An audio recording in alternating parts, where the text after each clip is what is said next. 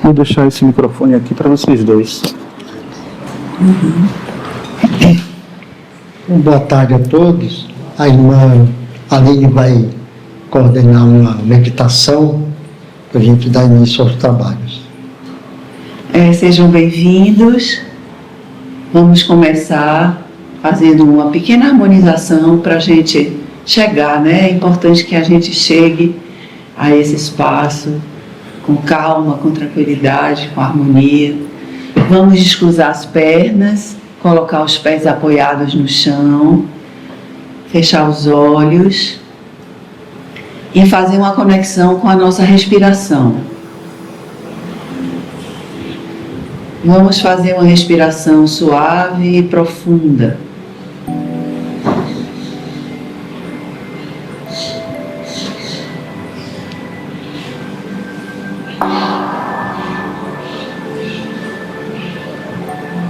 Acalmando os batimentos cardíacos.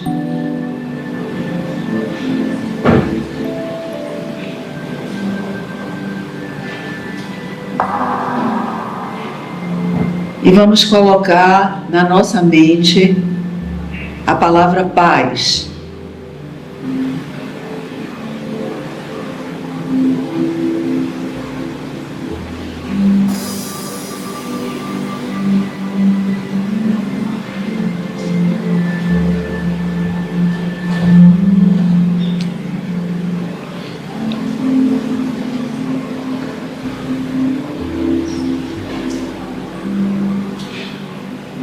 Trazendo a palavra paz para dentro do nosso corpo.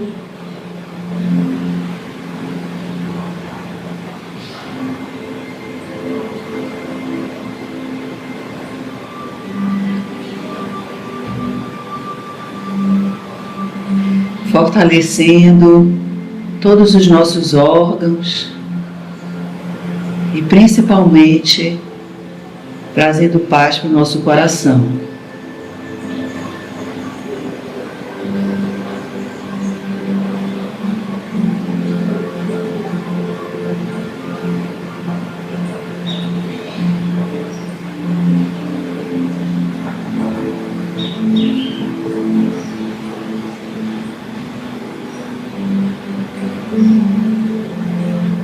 Vamos visualizar na nossa frente o planeta Terra.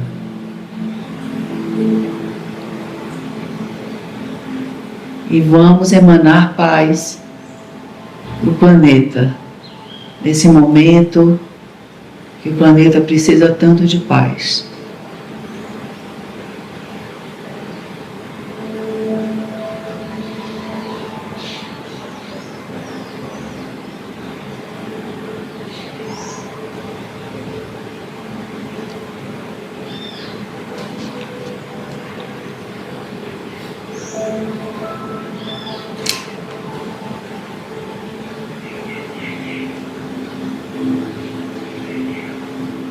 Dia 18 de outubro. Assim, lança tua sorte no regaço da justiça, sem jamais temeres que sua resposta não seja absolutamente verdadeira. Mestre Kuthumi.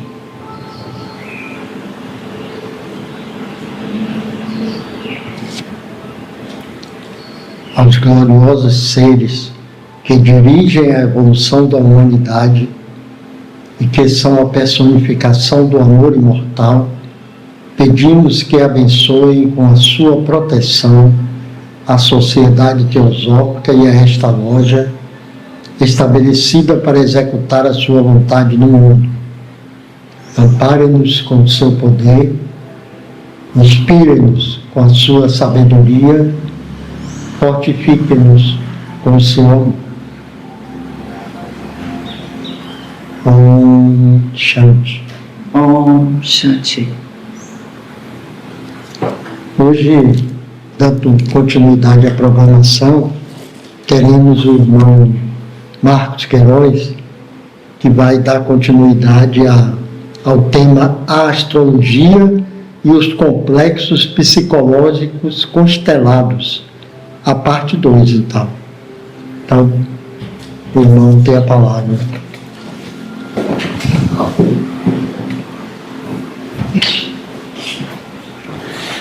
Deixa eu botar aqui para...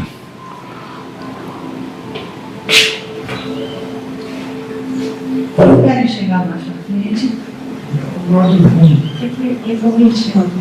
Tá bem aí, né? Tá certo. Fica melhor você apagar as luzes? Acho que se apagar essa aqui, né? É, bom. Bom, E aí, só chorar aqui. Bom, pessoal, eu estou com uma incumbência hoje de continuar a palestra que a gente fez há umas 3 semanas atrás, se não me engano, né? Ou 2. E como a gente está gravando, então, de certa forma, algumas pessoas que assistiram a primeira vão poder assistir também. Vocês estavam na primeira? Na primeira? Não, né? Então, a gente tem até no nosso canal, né, que é Marcos Queiroz. Se vocês entrarem no canal do YouTube, vão ver a primeira parte, que eu vou, de certa forma, fazer uma recapitulaçãozinha aqui. Você colocou na loja também, no canal da loja? Não, porque eu tenho que dar a Fernanda. E outra coisa, eu tenho uma introdução que eu boto que é bem... Eu teria que fazer um corte, edição, para poder não ficar... Porque a gente tem que começar também a gravar de todas as palestras, porque senão fica só palestra minha, né, lá no canal. Nós vai começar agora. Vamos começar, né? Tá bom. Tá bom. Certo. Eu posso editar, inclusive, porque nessas edições que eu faço, tem uma introdução, tem uma vinhetazinha, né, que é do canal, aí a gente tem que tirar isso. Vamos combinar com ele, né? Sim, sim. Podemos criar até uma vinheta para o nosso aqui, para esse aqui. Então, eu acho que eu tenho que sair um pouquinho daqui para não ficar na frente, né? Eu, dessa vez, trouxe um cabo estendido para poder ficar mais distante e ampliar mais a tela.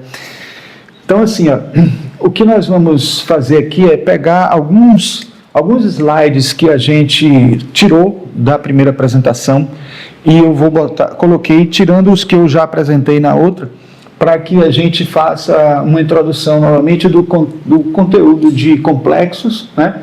Entendendo o que é complexos, primeiramente, complexos psicológicos, que tem um aspecto um aspecto psicológico emocional muito forte, né? E como isso se associa à astrologia e como a gente pode encontrar elementos na astrologia que... deixa eu só dar uma olhada aqui se está pegando aqui, ó. Que até... Você quer que faça alguma coisa? Não, é só talvez você dá uma olhadinha se está pegando a gravação. Então, assim, a gente precisa primeiro entender o que é complexo, e vou desligar isso aqui também para não dar eco, porque ficam 2 microfones. Então, assim, o complexo, se a gente quiser resumir dentro da perspectiva junguiana, e tem que ser mesmo dentro da perspectiva junguiana, porque foi Jung que criou esse conceito, né? Depois Freud assumiu também, Freud sendo assim, o mestre de Jung, inicialmente, ele aceitou o conceito de complexo, só que deu uma interpretação diferente a partir da perspectiva dele. Né? Primeiro eu vou falar como é que Jung considerava complexo e depois como que Freud entendeu o complexo.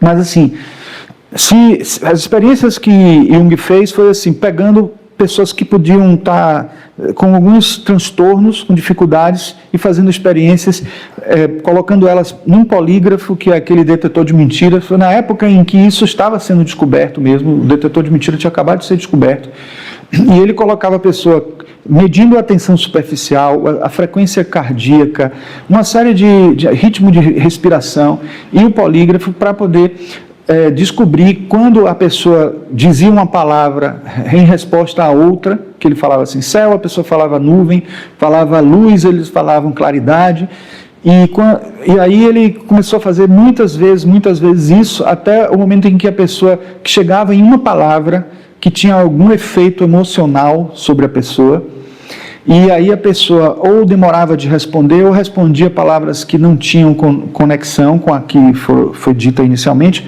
ou às vezes ficava muito perturbado na hora de responder. Tinham várias, e os próprios efeitos biológicos, neurobiológicos, que eram detectados junto com as respostas. Então, ele começou a estudar isso a fundo, e foi daí que surgiu a teoria dele, as teorias dele do inconsciente, que ele viu que tinha muito a ver com Freud. Foi aí que ele começou a buscar Freud para poder encontrar respaldo dentro daquilo que ele já estava pesquisando. Mas Freud, apesar de Jung considerar complexo essa conexão de assuntos, de fatos, de situações que causam algum tipo de perturbação, ou às vezes até de animação, de ativação, uma motivação maior, no caso de Freud, que entendia o inconsciente como reflexo do consciente, o contrário de Jung, que entende o consciente como reflexo do inconsciente, ele achava que sempre os complexos eram negativos, eram prejudiciais, causava transtornos, dificuldades. Tanto que, por exemplo, o complexo de Édipo, que Jorge até falou que iria me perguntar na última palestra, e que também tem uma contraparte que é o complexo de Electra, é um complexo negativo, haja visto que acaba sendo algo que faz a pessoa ficar dependente de um afeto do filho com a mãe ou da filha com o pai. E que também, e outro complexo que Freud aceitou, ele não aprofundou muito o estudo dos complexos, considerando que Jung já estava fazendo isso, mas ele trazia para uma interpretação diferente, e ele também criou o complexo como era o nome, meu Deus? Era um complexo esqueci agora. É um complexo de castração que ele criou, que é um pouco assim, primeiro, naquela ideia antiga de que, até machista, né, de que a mulher era como se fosse um homem que não tinha determinada genitália, alguma coisa que poderia estar se desenvolvendo e tal, mas que dentro da perspectiva freudiana, que busca sempre a questão da sexualidade, isso se desenvolveu muito na questão de a pessoa que se inibia de fazer determinadas coisas por alguma atitude, e geralmente dentro da postura machista que era a época, a gente via muito mais acontecer com as mulheres, por isso que acabou sendo algo que se associou equivocadamente como sendo uma coisa ainda mais pejorativa da parte de Freud, mas o que se considera como um complexo de castração é quando a pessoa é podada nas suas habilidades, nas suas coisas, é diminuída por uma autoridade maior. Mas veja que, no fim das contas, é uma coisa negativa. O que é importante a gente dizer é que, na ideia de complexo de Jung, assim como você pode ter uma palavra que causa um efeito que descontrola a gente, ela pode ser negativa ou pode ser positiva, porque pode ser uma coisa que deixa a gente tão motivado e tão animado que faz a gente ficar também, né, fora do controle e racionalmente e abalado racionalmente. Então, é importante a gente deixar isso bem claro. Aí eu trouxe aqui uma imagem até gerada por inteligência artificial, mostrando assim, que eu pedi para até que desse a entender que de uma ligação entre a astrologia e os complexos. Então, isso aqui é como se fosse uma rede de fatos, de acontecimentos que podem ser analisados apenas com uma pessoa, né, ou duas pessoas na sua relação.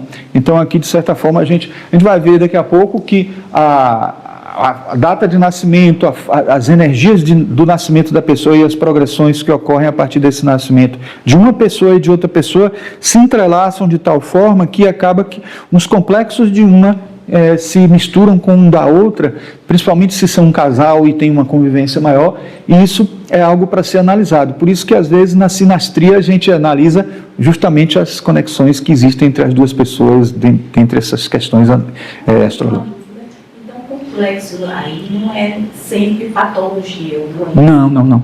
Na verdade, o complexo junguiano não é sempre patologia, e assim, até mesmo o complexo constelado, que é o que a gente vai explicar aqui, que é assim, um complexo, eu diria que ele é quase como que se fosse assim, ampliando bastante o conceito de complexo, seria mais até um entendimento de como seria a formação da personalidade da pessoa. E à Porque, primeira vista, assim, eu entendi como se fosse somente doenças do emocional, não, do não. mental. Mas isso, primeiramente, na minha fala aqui, ou... Não, não. ali, não na sua fala. Não. Na verdade, isso foi o que, de certa forma, aconteceu com a visão que Freud deu. E quando, por exemplo, se usa pejorativamente a palavra assim, fulano é complexado, né? Isso... Mas não é. Mas aí que está, você pode ter um complexo de artista. Por exemplo, uma pessoa que tem vontade de deixar a sua arte brotar, né? Isso é um complexo. Nem sempre é negativo. Nem sempre é negativo, assim. Eu diria assim que, a princípio, a ideia de complexo não está associada a um conceito negativo. Entende? Às vezes pode ser até neutro também, porque dependendo da situação ele pode ser... Porque é uma característica particular da pessoa. Por exemplo, pode ser uma pessoa que, vamos dizer assim, ela é muito concentrada naquilo que faz, né? E aí, isso é um complexo porque está associado a uma série de fatores na vida dela que gerou isso, vários acontecimentos que geraram ela ser uma pessoa muito focada, muito concentrada, mas isso pode também fazer uma pessoa muito isolada das outras e não ter um contato muito forte. Então, aí você já entende que ele pode funcionar em alguns momentos positivamente e em outros negativamente. Diga, Jorge. Tem, assim, aquela também afirmação, fulano tem complexo de inferioridade. Pois é. Ciclano tem complexo de superioridade.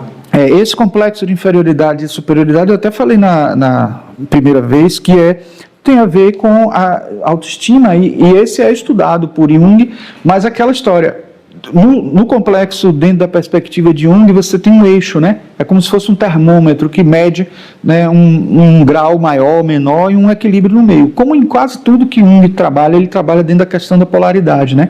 Dentro dessa questão do exacerbado para um lado, exacerbado para o outro, ou um equilíbrio que se busca, principalmente porque ele se inspirou naquele livro O Segredo da Flor de Ouro, trazendo os conceitos orientais do Yin Yang. E dentro desse conceito do Yin Yang, a gente pode ter uma pessoa que, por exemplo, o leonino, você e eu, por exemplo, que somos leoninos, ele pode ter, dependendo do mapa como um todo, o fato dele ser leonino, ele tanto pode ser uma pessoa completamente com autoestima e vaidade, ou pode ser uma pessoa que tenha até algo, tenha esse é difícil acontecer com o leonino, mas ele pode ter, quando a gente tem o Sol em algum aspecto negativo com outros planetas, você pode ter um complexo de inferioridade que é oriundo do próprio Sol, que é o regente do... Mas a gente vai ver tudo isso aí daqui a pouco. Bom, eu vou ter que passar até por alguns slides mais rapidinho para poder dar tempo da gente completar, mas eu trouxe aqui alguns novos que dizem respeito ao próprio conteúdo dos complexos. Esse é um livro, por exemplo, que eu descobri esse grupo aqui da Irene Gaeta, que é Jung na Clínica, que eles têm várias publicações, a cada ano eles têm pelo menos uma publicação, às vezes tem até 2 publicações, que é como são terapeutas que trabalham clinicamente com Jung, eles pegam às vezes um tema e focam naquele tema e cada um fala um aspecto daquele tema. E esse livro aqui é só sobre complexo, né?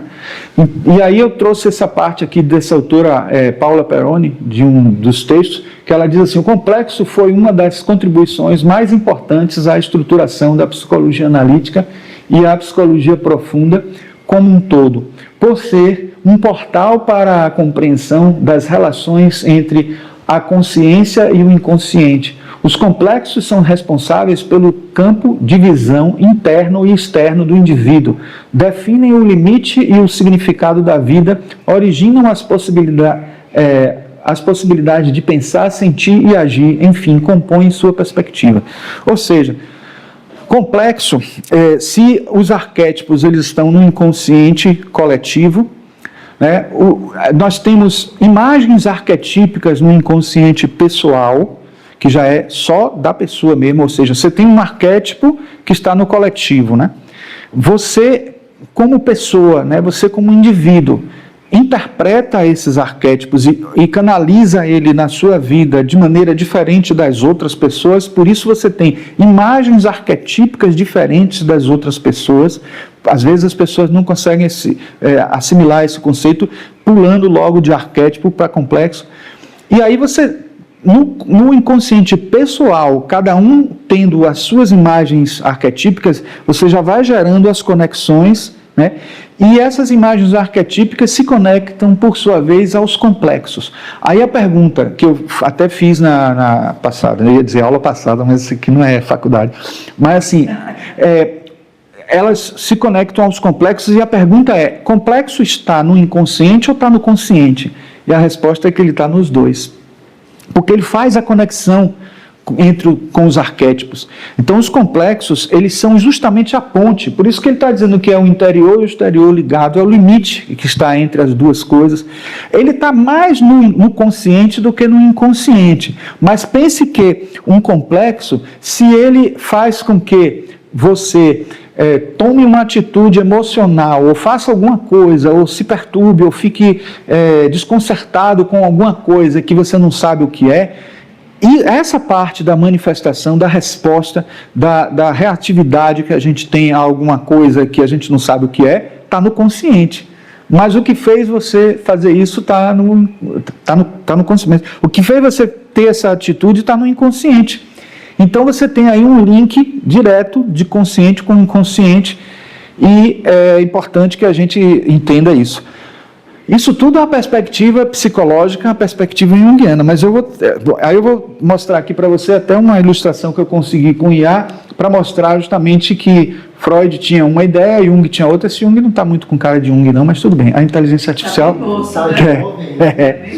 Mas assim, de qualquer forma, aqui é uma ilustração para não esquecer de falar da ideia de complexo de Freud e a de Jung. Outros psicólogos também deram suas interpretações a complexo, mas o que eu quero chamar bem a atenção é que complexo é uma expressão totalmente original de Jung. Foi Jung que estudou, inclusive nas obras completas de Jung, o volume 2, ou 1, acho que é o 2, que experimentos psiquiátricos que ele faz, ele conta toda a trajetória dele para ele chegar à teoria dos complexos, e muitos consideram que o que há de mais original em Jung é o complexo, mais até do que os arquétipos, tanto que tem pessoas, o próprio Jung e muitos outros pós-jungianos estavam considerando que o nome da psicologia de Jung não seria nem psicologia analítica, deveria ser psicologia complexa, mas não pegou, não vingou, aí continuou psicologia analítica ou psicologia junguiana, certo?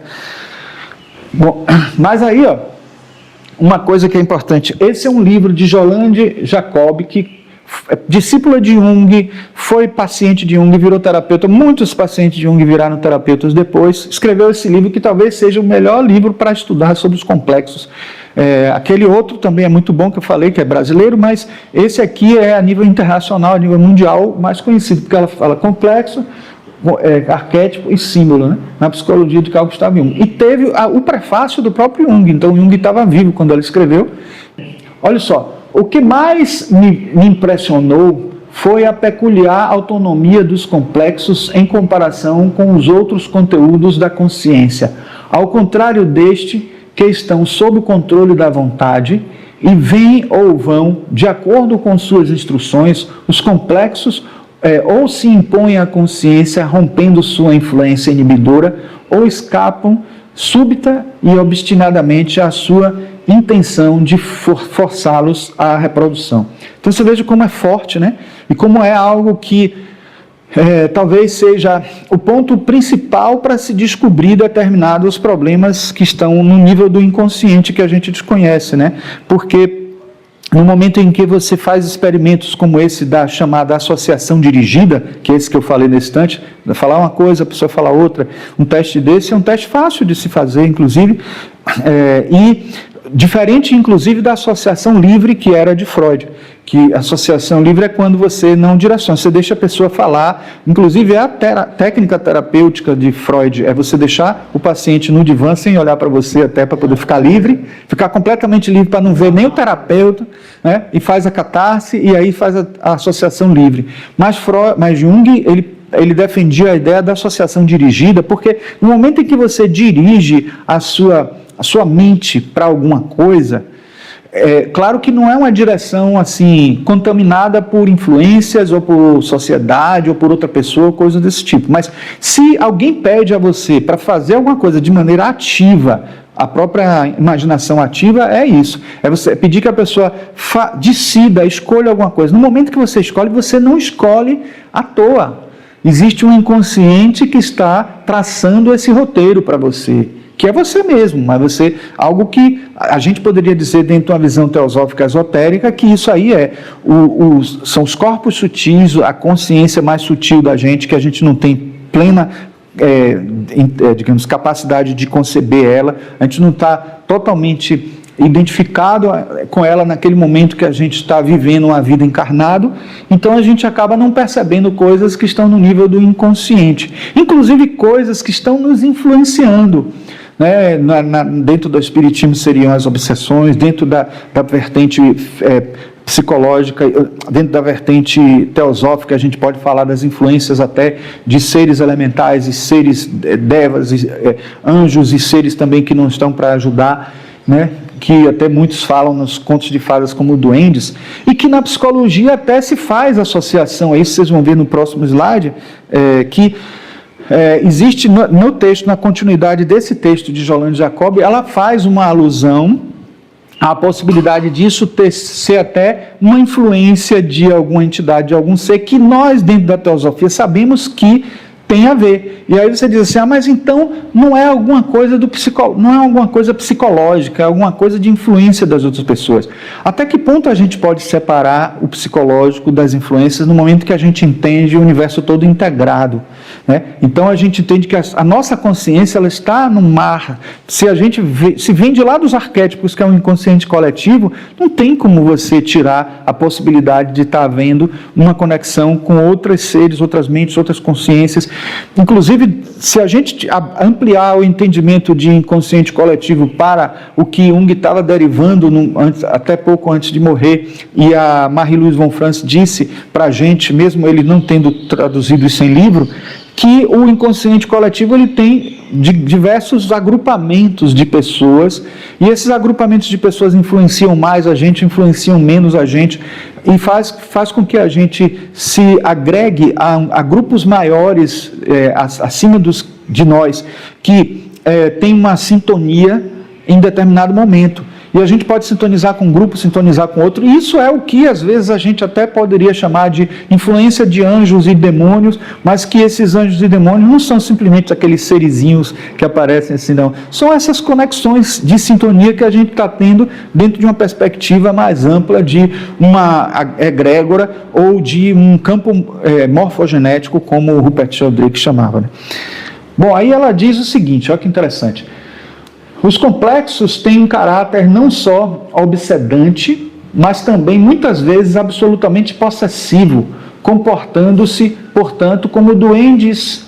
Ela fala assim, como duendes, e gerando todos os tipos de lapsos, falhas de memória e julgamentos que podem ser irritantes, ridículos e traiçoeiros. Eles frustram a capacidade de adaptação da consciência. Claro que ela aqui talvez não esteja nem querendo dizer que é realmente um duende, porque acaba que os psicólogos sempre puxam para o lado do psicológico, e aí entram numa coisa que o próprio Jung criticava muitas vezes, entram numa vibe de psicologismo, né? Ele mesmo se autocriticava às vezes de ser psicologista demais, tentando transformar tudo em psicologia. Até, por exemplo, quando ele estudou o yoga, ele chamou psicologia do yoga. Mas, claro, o que ele estava fazendo? Ele estava extraindo ali o que poderia ser útil para uma versão do que ele já trabalhava terapeuticamente na clínica, e isso não tem nada de ruim, né? Mas, às vezes, quando a gente faz isso, a gente acaba acreditando e fazendo outras pessoas acreditarem que esse outro lado mais transcendente não existe, ou que ele se resume à psicologia, entendeu?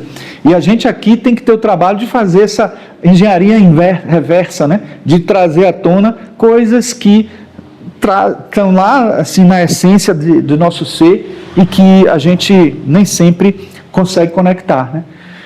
E aí é que entra essa questão de a gente analisar o mapa, né? Fazer um estudo do mapa de situações em que podem estar associadas a um momento drástico que a pessoa está vivendo, que quando eu digo assim, que quando isso está acontecendo, não quer dizer que ele seja uma pessoa extremamente equilibrada e simplesmente em um dado momento X vem um duendezinho ou um ser que vem influencia ele e ele fica totalmente desequilibrado. Não, na verdade é uma sintonia, né? Que a pessoa, isso na literatura teosófica a gente vê muito, né? Quando se fala da psicologia, da teosofia, que a gente até encontra muito nos livros de Annie Besant, né? Principalmente o estudo da consciência, ela fala muito dessas questões. E aí entra aquela coisa assim, de que você alimenta uma energia na sua aura e essa aura retroalimenta e a gente acaba não conseguindo sair mais dela e até os psicólogos entendem que isso é algo que a pessoa entra num looping de autossabotagem, tanto externamente e conscientemente, quanto inconscientemente. Então é preciso ter cuidado nessas horas, e nessas horas é que a astrologia acaba sendo muito importante, porque a astrologia, principalmente depois que eu comecei a estudar a partir deste livro que eu estou usando como base, né, que eu mostrei na palestra passada, que é um estudo astrológico dos complexos psicológicos de Dani Rudyard. Então, estudando esse livro, a gente entende, por exemplo, que a gente precisa de ter uma informação desse tipo, porque de alguma forma a gente vai ampliar a nossa ideia das tendências que a gente tem. E se a gente estuda em Jung e lê depois logo esse livro, vê como ele se baseou em Jung, e eu diria a vocês que ele é o pioneiro de considerar a associação entre a psicologia e a astrologia. Então, todos consideram ele como o que deu o pontapé inicial para a astrologia psicológica. Então, ele traz para a gente justamente essa ideia de que, quando a gente lê, aí uma interpretação minha, isso que eu vou dizer é uma conclusão minha. Se a gente estuda os tipos psicológicos junguianos, né, que uma pessoa é mais pensamento, é mais intuição, é mais sensação, é mais sentimento, ele sempre diz, Jung, a todo momento, quando fala sobre isso, que a gente só está vendo aí uma tendência, está tendo uma tendência. Você não pode dizer que a pessoa que é pensamento vai ser sempre pensamento, não vai ter emoções, não vai ficar triste, não vai ficar emocionado. Claro que é uma tendência, entende? Quando a gente estuda a astrologia, a gente percebe essa tipologia ampliar. Essa tipologia não fica presa somente a essas 4 funções, porque essas 4 funções são só parte do estudo que se tem do psicológico da pessoa.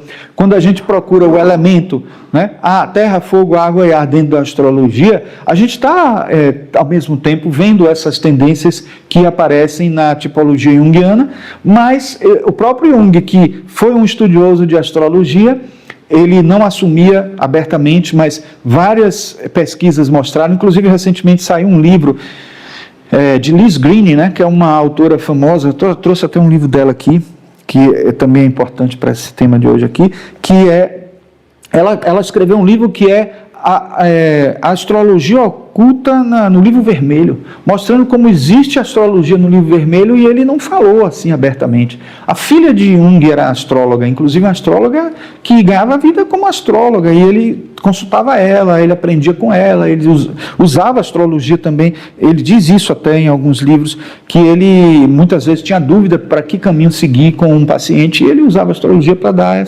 esse parecer, essa ideia. E abertamente ele disse, né, que a astrologia é talvez uma das mais antigas vertentes da psicologia que precisa ser estudada como uma espécie de arqueologia do psicológico. Vocês ficam de vez em quando olhando se está tudo ok aí gravando? Tá. Bom, então aqui eu trouxe só, por exemplo, para mostrar a vocês mapa que, esse aqui é o meu mapa astral, que eu uso num programa, né, que é Aquarius 2, e aí a gente faz toda uma análise das posições dos planetas, as tendências dos elementos, das qualidades, etc. Mas o que Dani Rudyard traz para a gente, nesse trabalho que eu vou falar aqui, que eu estou, de certa forma, só fazendo uma espécie de um resumo para poder continuar de onde a gente parou, ele faz justamente uma alusão a algumas coisas, alguns elementos da astrologia que podem apontar para os nossos complexos. E aí, o tempo inteiro, eu peço a vocês que tentem, façam um esforço para não entender complexo como uma coisa negativa, né? Mas, óbvio que é importante a gente descobrir essas tendências, e essas tendências vão ajudar a gente a se autoconhecer, a perceber se essas coisas que estão acontecendo, que acontecem conosco, poderiam ser trabalhadas dentro de uma perspectiva do oposto, porque quase sempre, tudo que a gente for falar aqui, vocês vão ver que tem um eixo, né? Uma vertente para um lado, uma vertente para o outro. E aí a gente vai perceber que o complexo, ele é somente uma tipologia, né? Como eu falei nesse instante, que a gente, quando vai saber, por exemplo, para que eixo eu estou tendendo mais desses todos que a gente vai falar. E aí a questão, se eu estou, digamos, puxando muito mais para um lado, eu estou exacerbando para um lado. E aí a terapêutica é muito fácil, pelo menos do ponto de vista intelectual, de entender. É só você puxar para o outro lado. É como uma pessoa que tem o pé torto para cá, e aí você entorta ele para lá para poder ficar com o pé na posição normal. Então, de certa forma, é mais ou menos isso, que poderia parecer muito simples, mas quando a gente percebe que as coisas acontecem em paralelo, muitas coisas em paralelo, acaba complicando. Mas o que eu vou falar aqui é só puxando para uma questão, focando numa questão, para que a gente entenda essa questão em especial e isso fique mais claro. Aqui na palestra passada, eu só trouxe esse slide aqui que enumera tudo isso, né? Planetas em signos específicos, planetas nas casas astrológicas, planetas em aspectos tensos, padrões geométricos de mapas, planetas em detrimento ou em queda, planetas retrógrados, grande quantidade de planetas em um signo ou em uma casa, predominância muito grande de um dos elementos e interações de todos os fatores. Mas eu aqui tinha já uns slides falando de cada um deles. Planetas em aspecto tenso, aspectos desafiadores entre planetas como quadraturas ou oposições podem indicar áreas de conflito interno e tensão psicológica que podem estar associadas a complexos. Por exemplo, uma quadratura entre Marte e Saturno pode sugerir um complexo relacionado à raiva e à autoridade. Aí você vê, ó, Marte é o planeta é o símbolo da guerra, né? Um planeta associado à agressividade, etc. E Saturno é a representação do pai dos pais, né? Ele é o pai dos deuses, é pai de Júpiter, inclusive. Então, ele é aquele que faz, dá os limites para as coisas. Então, ele é a representação do pai, né? E aí você tendo um problema, tendo uma quadratura entre Marte e Saturno, vai causar, com certeza, alguma coisa ali que poderá até ser que não seja algo totalmente negativo se a pessoa conseguir transformar aquilo em algo positivo.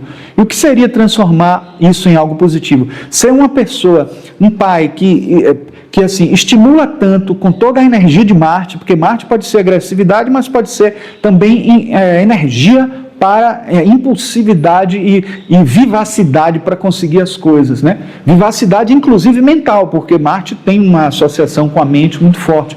Então, ele pode ser um pai que seja tão estimulador do filho, né, que ele consiga um objetivo melhor. Então, tudo vai depender do quê? Das outras configurações e do próprio livre-arbítrio da pessoa, que não pode ser esquecida, entendeu?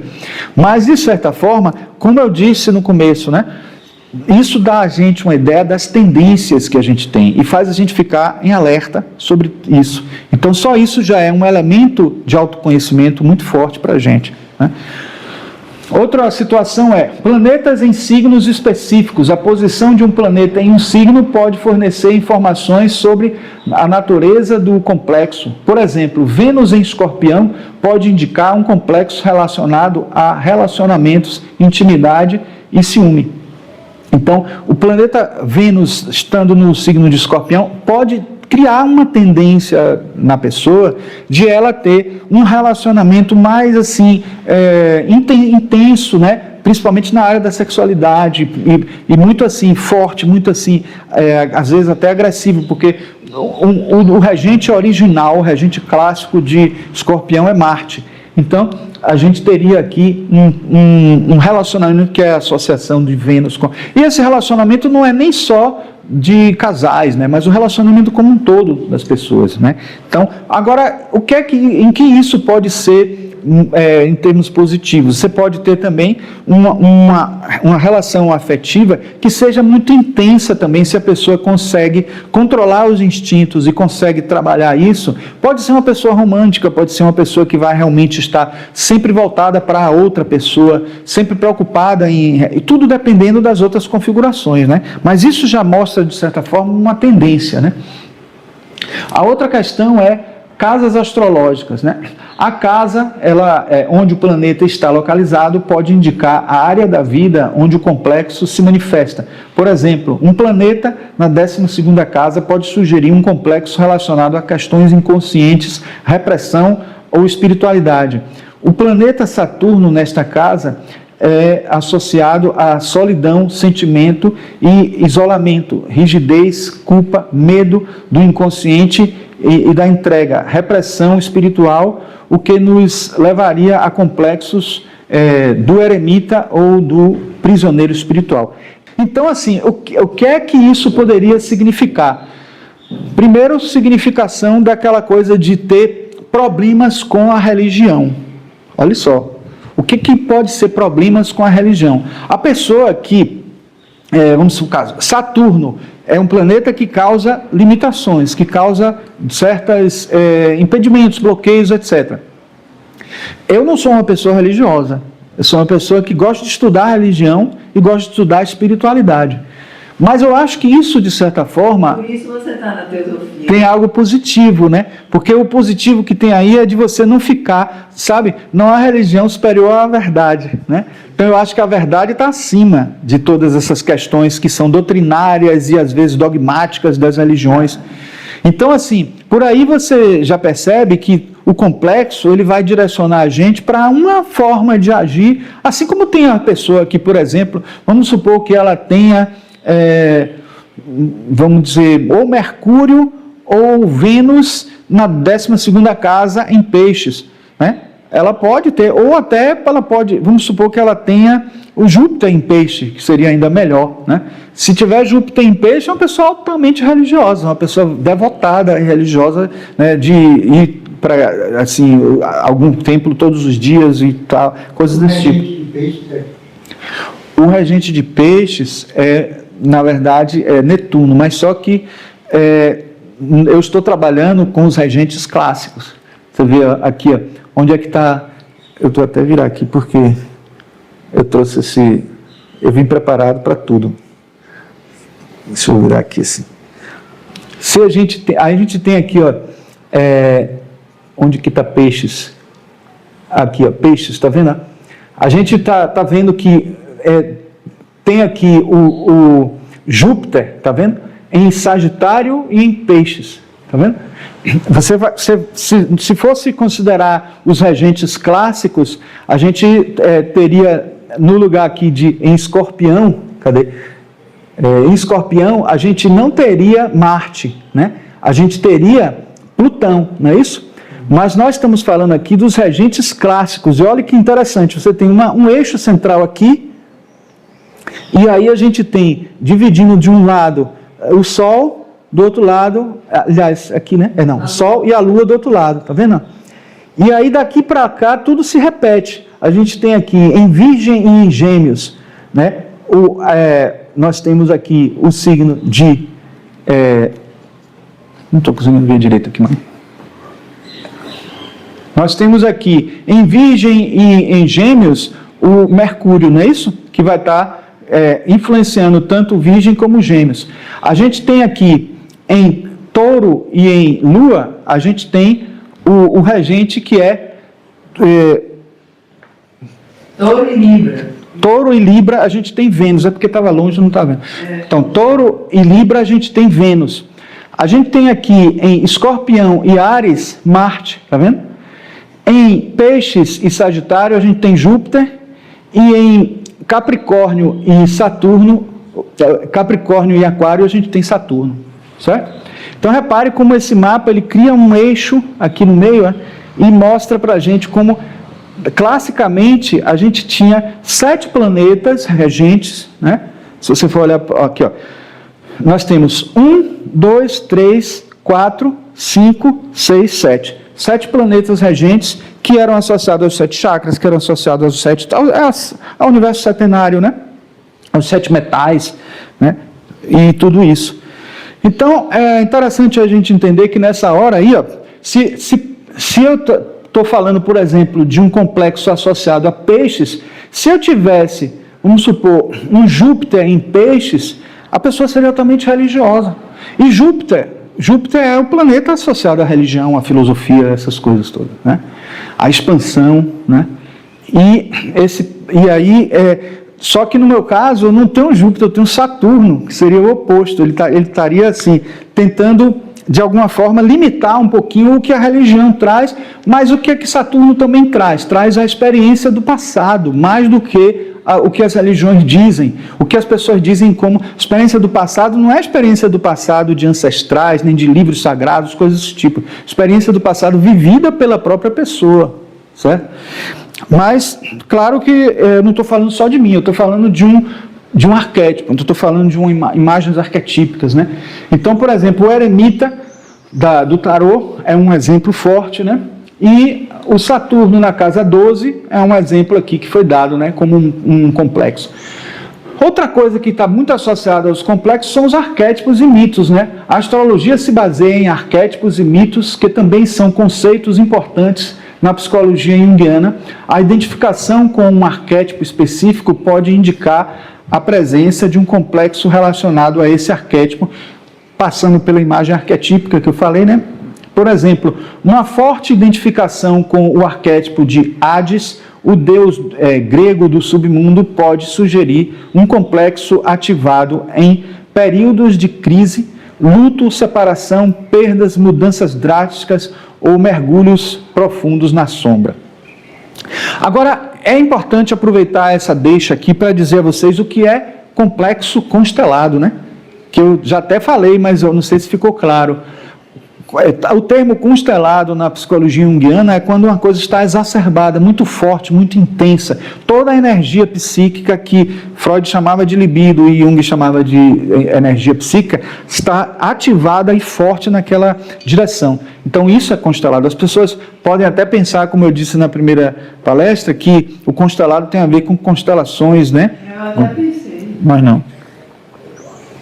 Eu pensei que tinha a ver com aquela técnica de constelação familiar. Não.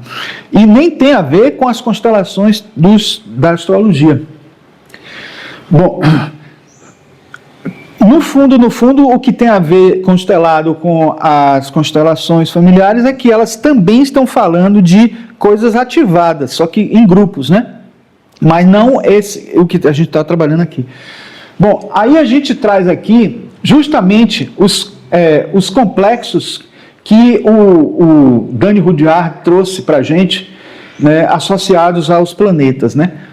E aí a gente tem esse primeiro aqui, que são os complexos parentais, que a gente falou detidamente, que é envolvendo Lua, Saturno, Saturno-Sol, principalmente Lua e Saturno, os complexos sociais envolvendo Mercúrio e Júpiter, os complexos conjugais ou sexuais, que são envolvendo Vênus e Marte, e os complexos geracionais envolvendo os 3 planetas transsaturninos ou planetas geracionais, que são Urano, Netuno e Plutão. Aí, ó, no mapa, eu vou só repetir mais ou menos o que está ali no desenho da estampa, né, do tecido, a divisão em eixo, ó, Sol de um lado, Lua do outro, porque pensem aqui, ó, Câncer está aqui, Leão está aqui, certo? São os dois que estão associados a Lua e o Sol, os 2 luminares, né? O restante todos são regidos por planetas. Planetas internos, pessoais, e planetas externos, sociais ou geracionais, certo? E aí a gente tem, o mais próximo de todos é qual? Mercúrio. Mercúrio não é o que está mais perto do Sol? Aí vem Mercúrio, Vênus, Terra, Marte, Júpiter, Saturno, Urano, Netuno, Plutão, não é essa a sequência? Mercúrio é o que está logo mais perto, né? Então Mercúrio está aqui. Depois Vênus, Terra não conta porque Terra é aqui onde a gente está mesmo. Aí Marte, né? Aí aqui é que tem assim, ó, tem Júpiter, Saturno, tá vendo? Então a gente está pensando Mercúrio, Vênus, Marte, Júpiter, Saturno. E aí o que acontece de um lado acontece do outro. Ó. A gente tem Mercúrio, a gente tem Vênus, aí a gente tem Vênus e Marte, tá vendo? E Marte e Vênus, tá vendo? E tem sempre Mercúrio e Júpiter, Júpiter e Mercúrio. Saturno e Sol ou Saturno e Lua. E aí a gente vem para a questão, Saturno e Lua, qual a relação de Saturno com a Lua? Muita gente diz assim, Lua associa Lua a Sol, né? Ou então, outras relações, como por exemplo, associa Mercúrio, associa Marte a Vênus, tudo bem. Mas, em geral, as pessoas associam mais Sol com Lua, mas, na verdade, Sol e Lua são entidades mais transcendentes, que são chamadas até luminares. A Lua está associada ao oposto dela, que é Saturno. Mas de que forma? Eu até disse na palestra passada que o Saturno representa o pai e todas as limitações. A Lua representa a mãe e todo o amor que ela dá aos filhos, até passando por cima das limitações. E aí, ó, vamos ver os complexos parentais acontecendo aqui, ó. Lua e Saturno, Sol e Saturno. Aí você diz assim, bom, mas Lua é mãe, Saturno é o pai. E quando a gente tem a relação Saturno com Sol, aí a gente já não está trabalhando o modo parental, mas só que a gente não está trabalhando na relação dos pais com o filho, mas dos pais com o mundo, de um modo geral. Porque o Sol, ele é o centro desse sistema que nós estamos. Então, vai estar aqui em voga, o que? A autoridade, vamos dizer assim, limitante e a autoridade mais ampla e transcendente que envolve o ser, o self, o eu mais profundo. Então, uma pessoa que se descontrola, tendendo mais para Saturno nesse eixo aqui, ela está sendo uma pessoa muito autoritária, como chefe, como uma pessoa, como um pai ou como coisa desse tipo assim, na relação com o filho também. Mas quando ele tende para o lado de cá, ele também pode estar egocêntrico demais. Então, o caminho do meio é sempre o caminho mais equilibrado, entende? Então, é sempre importante ter isso em mente. E isso vai acontecer em todos os outros. O complexo social é o que envolve Mercúrio e Júpiter. E, resumidamente, Mercúrio e Júpiter já envolve a questão da comunicação e da autoridade também, do poder. Né? Aí, nesse caso, vamos supor, na mesma situação de um chefe, você pode ser uma pessoa que é bem comunicativa e tem uma relação bem interativa com o seu, a pessoa que trabalha no seu escritório, no seu trabalho, ou então você pode ser uma pessoa exageradamente autoritária e achando que é o Deus dos deuses, é a pessoa que consegue fazer, dar ordens e mandar na pessoa em tudo que ela quiser fazer. E o Mercúrio, a relação na mitologia é que Mercúrio é o mensageiro de Zeus, mensageiro de Júpiter, né? Hermes e Zeus e Mercúrio e Júpiter. E o mensageiro, se o Mercúrio for um mero mensageiro, ele vai ser um subordinado. E aí nessa hora é importante a gente perceber que a atitude tem que ser uma atitude central, em que você vai envolver a capacidade filosófica ampla e que dá autoridade ao Júpiter, a capacidade de expansão, com a capacidade de comunicação, de lidar com as pessoas e tal, de Mercúrio, e fazer com que o equilíbrio aconteça e esse complexo se estabilize, né? Encontre sua equalização perfeita na atitude que a pessoa tem com os outros. Nos complexos conjugais, que envolve Vênus e Marte, que está aqui presente e aqui também, cadê? Aqui e aqui. Eu aproveitei as cores do mapa que estavam anteriormente, né, para poder a gente ver que está aqui, ó. Esse Mercúrio e Marte é um, esse Mercúrio e Marte é outro, porque aqui, ó, Mercúrio não, Vênus e Marte. A gente tem o Marte de Áries com o Vênus de Libra, né? que classicamente a gente sabe que o Áries está muito mais voltado ao eu, à pessoa, né? Aquela coisa da energia, de fazer as coisas, de começar e não terminar, de ser muito individualista e coisas desse tipo, né? Que é o lado exacerbado do lado de cá. E o outro lado é o lado mais altruísta, que pensa no outro, que entrega tudo que tem, não se preocupa com mais nada de seu e mais com os outros. E nessa relação a gente vai encontrar de um lado Marte e do outro Vênus, né? Mas a gente tem também essa relação logo em seguida, porque aqui a gente tem Vênus também, Vênus como regente de Touro. Mas é um Vênus aqui mais assim, cuidado com o corpo, cuidado com a nutrição, cuidado com a possibilidade de fertilidade, de vida, né, de natureza e coisas desse tipo. E que logo ao oposto a ele tem o Escorpião.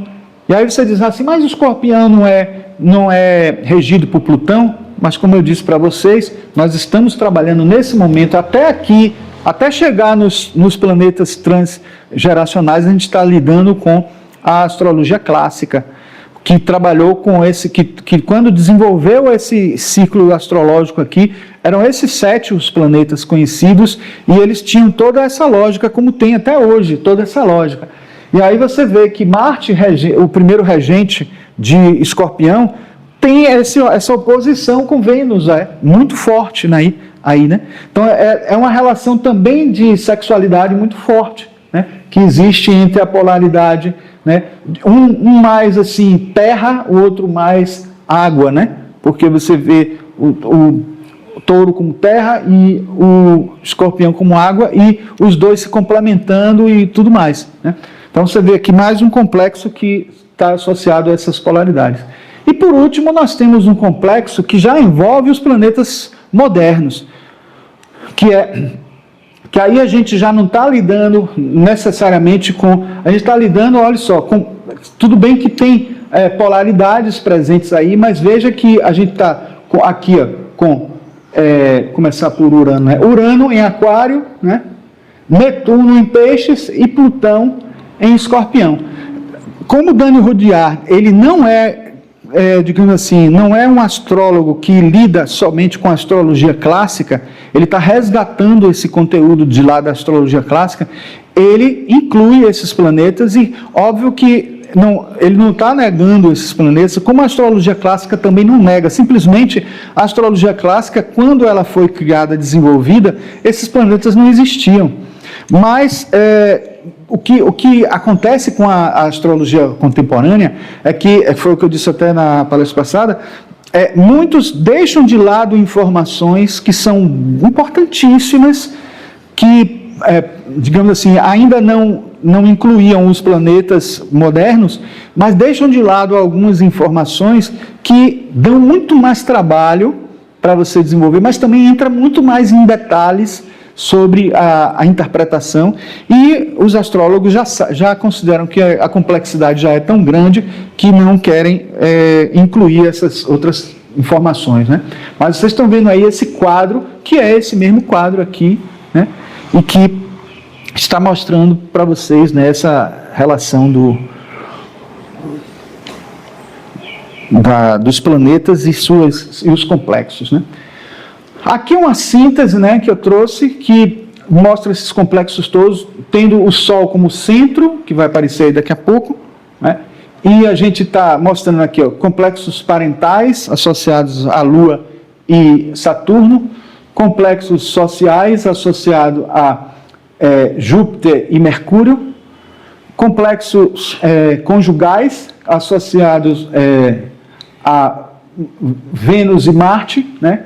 E os complexos geracionais envolvendo esses 3 planetas, né? E aí a gente tem o Sol aqui como centro, gerando todo esse... Isso aqui é uma imagem feita por IA e que a gente tentou complementar com as informações, né? Só para dar um... Isso daqui, gente, é uma tentativa de modernizar essa capa aqui, ó. A capa está muito básica, né? O desenho da figura, né, de lado. Aí eu botei uma figura humana, uma figura masculina e feminina, com essas situações que eu mostrei nesse instante, né? Das polaridades dos complexos, né? E aí o que a gente pode dizer isso aqui, eu não, nem, na palestra anterior eu já mostrei, e não entrei em detalhes disso aqui, porque ocuparia muito tempo, né, a gente falar de cada um deles. Mas, por exemplo, eu trouxe isso aqui, e aí quem quiser recorrer a mais detalhes disso, pode ir no vídeo lá do canal, né, e a gente tem lá disponível isso, vai poder ver com calma. Mas o que eu trago aqui é cada planeta com os possíveis complexos associados a eles, né? Complexos entendendo nesse sentido, né, de podendo ter uma exacerbação ou não. Como a gente está falando de complexos constelados, até mesmo os complexos constelados podem ser positivos ou negativos. Mas aqueles que estão passíveis de ser trabalhados no sentido... Porque até mesmo, vamos supor que a pessoa gosta de trabalhar, tem o workaholic, né? As famosas, os capricornianos, geralmente o pessoal considera, né? E está associado justamente ao trabalho, né, de Saturno e tudo, né? Então, você pensa que vai ser sempre positivo a pessoa ser viciada em trabalho, mas isso pode também causar um problema sério para a pessoa também, né? Mas aqui, ó, exemplos associados ao Sol, complexos psicológicos, né, ligados ao Sol em um mapa astral. Complexo de inferioridade, o que eu falei nesse instante, né, você diz, poxa, mas o Sol, complexo de inferioridade, mas se existe um oposto, se existe uma polaridade, existe a polaridade oposta, né? Então, complexo de inferioridade associados a aspectos tensos do Sol com Saturno, como quadratura ou oposição, e ao Sol, também associado ao Sol nas casas 6 e 12. Né? Então, veja que isso daí é importante que a gente entenda, e os outros todos também, complexo de superioridade, ligado a aspectos tensos do Sol com Júpiter e ao Sol com o signo de Leão. Quando a gente fala de tensos, né, são aqueles aspectos tipo quadratura, oposição, né, e os mais, que são, muitos gostam de chamar aspectos desafiadores, né, mas, e os outros complexos que são complexos positivos, como chamam, favoráveis, etc., que são entre eles o sextil, o trígono, né? A conjunção, ela nem sempre é positiva, ela pode ser positiva ou negativa, dependendo de quais são os planetas e em que casa, em que situação. Quadratura que seria negativa? Quadratura e oposição geralmente são negativos. Então, assim, ó, de cada planeta a gente fez esse tipo de análise, e aqui a gente está mostrando, bom, aqui está mostrando a Lua, né? Só para vocês verem também o exemplo da Lua, complexos psicológicos ligados à Lua em um mapa astral. Eu não cheguei a falar os outros de Sol, né? Do Sol. Tem o complexo de poder, o complexo de auto-engano, complexo do herói, né? O complexo da pessoa achar que ela não se engana. Eu conheço muitas pessoas assim, né? Provavelmente vai ver no mapa, tem alguma questão com o Sol, algum aspecto com o Sol. Tem muita gente que diz assim, você se equivoca nisso muito, você erra muito. Pessoas que apontam muito os erros dos outros, em geral, são pessoas que erram muito e que não querem que as outras também errem para ele não ficar sozinho no julgamento, né? Então, complexos ligados à Lua, a gente tem complexo de dependência emocional, necessidade de validação dos outros, né? A idealização de relacionamentos associados à Lua em aspectos tensos com Netuno ou Vênus e nas casas 7 e 11. E aí vai. Então, todos eles aí têm explicando, né? Complexo da criança ferida, complexo de vazio interior, complexo da mãe insegura, né? Aí a gente tem os complexos associados a Saturno, complexo de inferioridade crônica, novamente, né? Porque Saturno também tem essa coisa de você se sentir menos do que os outros, porque ele se sente limitado ou coisas desse tipo, porque o próprio Saturno tem essa tendência a gente voltar para dentro de si mesmo, né? E entender, lembrar de coisas ruins que fez, sentimento de culpa, coisas desse tipo. A gente tem complexo da procrastinação e inércia, complexo da figura de autoridade, complexo de rigidez e controle. São coisas que acontecem com o Saturno, né? Mas aí seria relacionado ao signo de Capricórnio, que ele rege? Não, Jorge, olha só. Aqui, tudo que eu estou falando está relacionado ao planeta, o planeta em si. Então, por exemplo, a questão de estar naquele signo ou não, ele vai reforçar a característica, mas é importante que seja dito aqui que, por exemplo, está mostrando aqui uma das possíveis configurações que podem estar associadas a esse complexo. Então, complexos relacionados a Saturno. Independente de que signo ele esteja, entende? O planeta Saturno, ele pode trazer características que a gente pode considerar como tendências, né? E aí eu estou trazendo aqui alguns complexos que são geralmente utilizados em tratamentos de terapia, transtornos, coisas desse tipo, né? E como todo problema, todo transtorno psicológico ou psicoterapêutico, a gente tem dois lados, né? A gente tem um lado que a pessoa pode ser muito folgada, muito assim, relaxada e tal, ou então ativa demais. Tem uma velha história que Jung conta no livro O Homem e Seus Símbolos, que é um sonho que ele interpretou de duas pessoas, um jovem e um idoso. Foi o mesmo sonho, os dois, tanto um quanto o outro, cavalgavam num monte de montanhas, assim, um monte de gente vindo atrás e a pessoa cavalgando na frente. Aí ele consegue pular numa ribanceira perigosíssima de a pessoa cair, né? Aí ele conseguia saltar e todos que vinham atrás tentavam pular e não conseguiam. Aí ele disse que para a criança, para o jovem que sonhou isso, ele interpretou que essa pessoa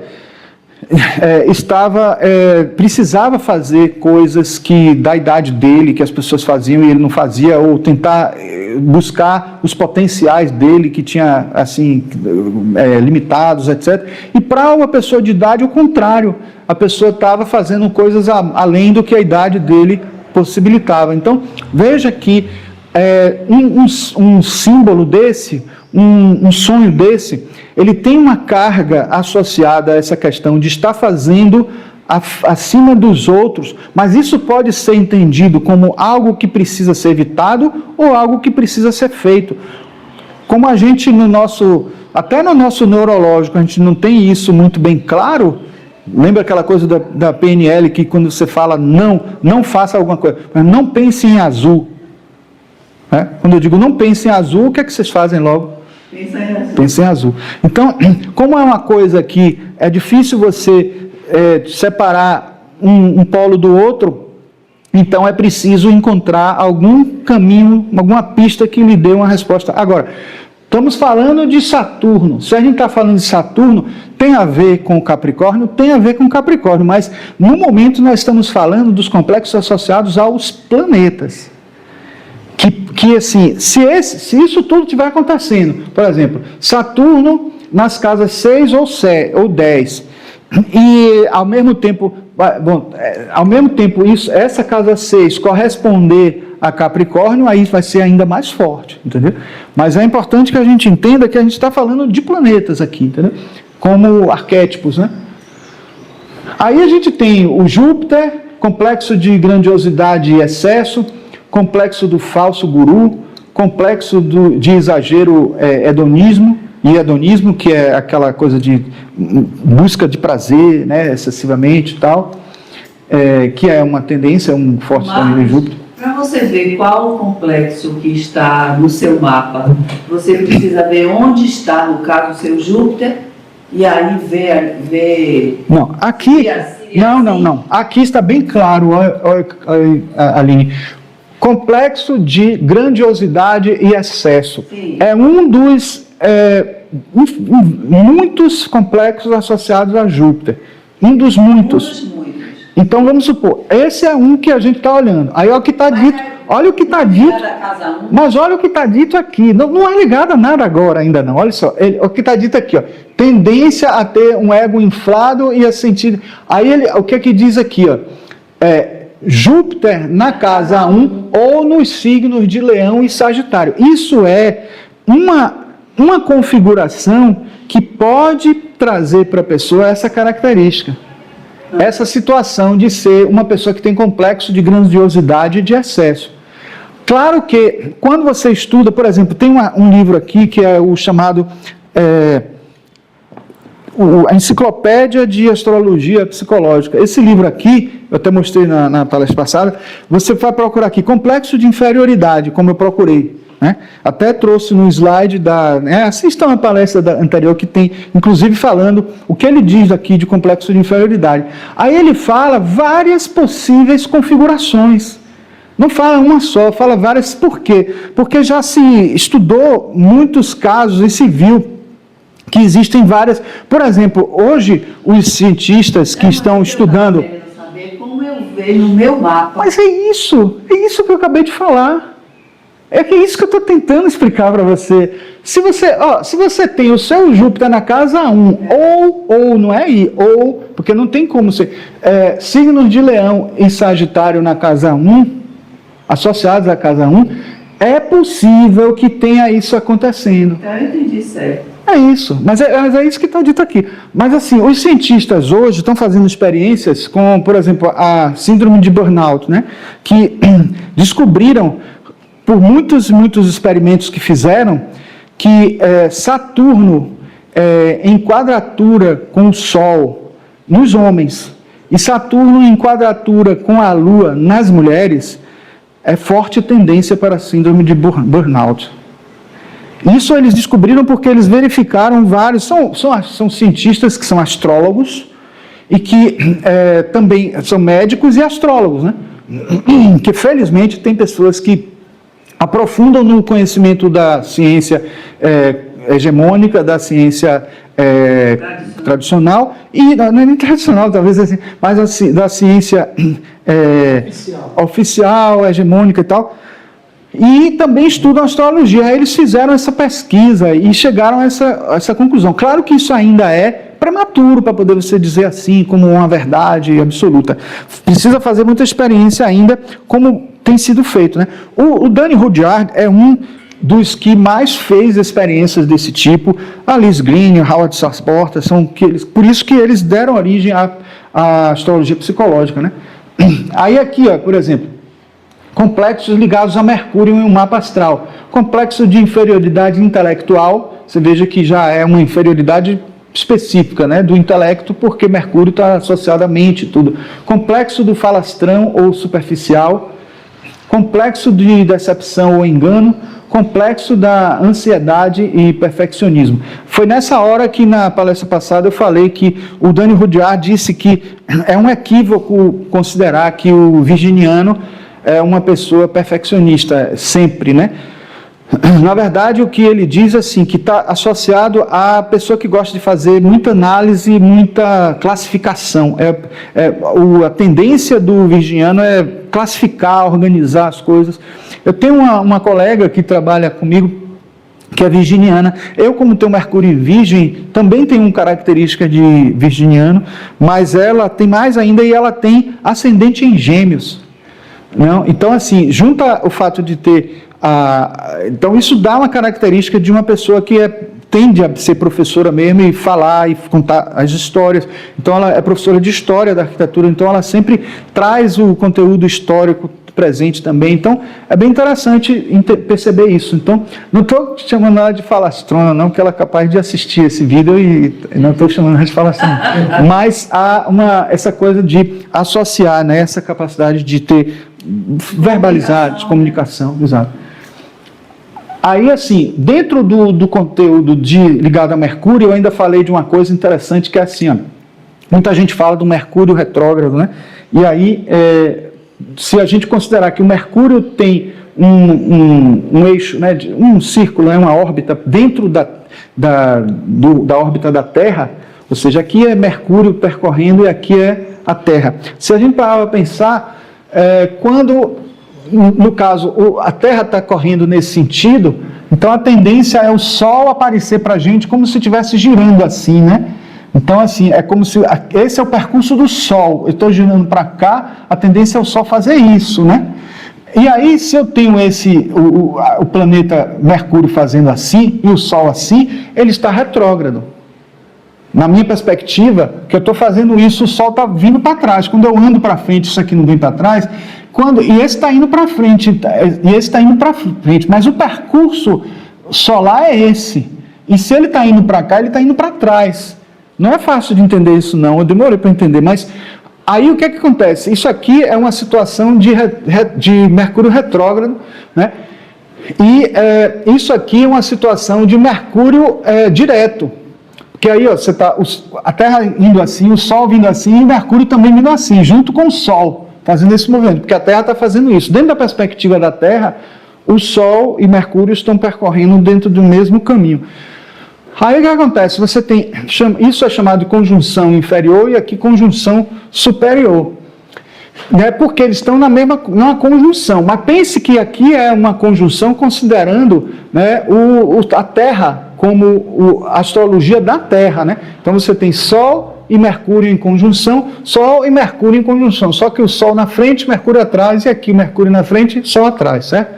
Mas se eu entender, como Johnny Rudyard fala, a astrologia dentro da perspectiva do Sol, coisa que eu nunca tinha parado para pensar, mas ele tem livros sobre isso. Se eu imaginar que eu estou no Sol, existem entidades, né? O logo solar, etc., no Sol.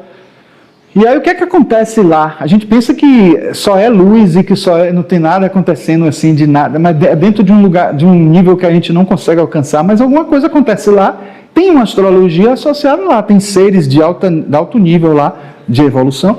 E aí você pensa, dentro da perspectiva heliocêntrica e não da geocêntrica, o que é que eu tenho aqui? O Sol estando aqui, eu tenho Terra e Mercúrio em conjunção.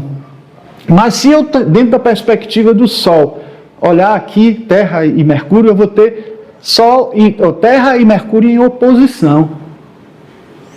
E aí você diz assim, então como que explica uma coisa, né? Como é que explica aí o fato de que eu tenho, na verdade está até ao contrário, está errado isso aqui, né? Mercúrio retrógrado aqui, está errado. Porque eu errei na época de fazer.